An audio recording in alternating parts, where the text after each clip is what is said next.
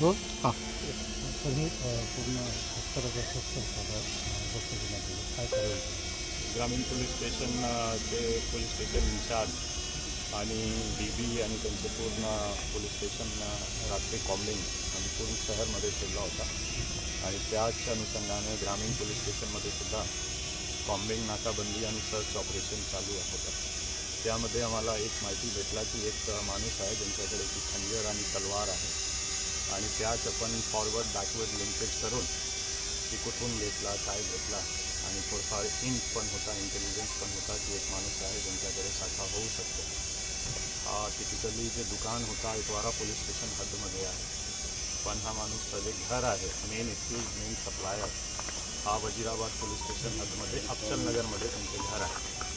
तो एकसारखा दोन्ही पोलीस स्टेशनच्या बाउंड्रीचा एरिया होता आणि एक इंट बेस्ड तसेच फील्ड बेस्ड हा कारवाई आहे ज्यामध्ये की एक मोठा शार्प वेपनचा साठा सापडलेला आहे.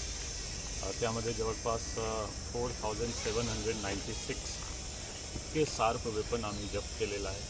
त्यामध्ये काही 5-10% रिलिजियस किंवा सेरेमोनियल पर्पजसाठी वापर होऊ शकतो, पण असा दिसतो की जे मोस्टली आहे हा क्राईममध्ये वापर होऊ शकतो. हामध्ये रिलिजियस किंवा सेरेमोनियल पर्पजसाठी वापरणे लायक हा शस्त्र दिसत नाही.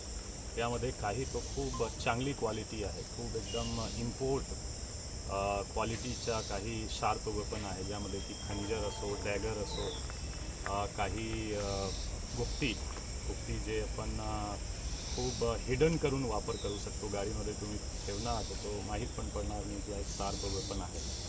तो असा जे क्राईममध्ये सुद्धा वापर होऊ शकतो असा एक मोठा साठा सापडलेला आहे. जे आमचे ऑपरेशन क्रॅकडाऊन त्यामध्ये आपण 3 मेन एम ठेवला होता. आर्म्स ॲक्टची कारवाई आणि स्पेशली त्यामध्ये जर तुम्ही प्रेस नोट पाहणार तो आपण सांगितला होता की जे मेन सप्लायर आहे तोपर्यंत पोहोचण्याची कारवाई, तसेच NDPS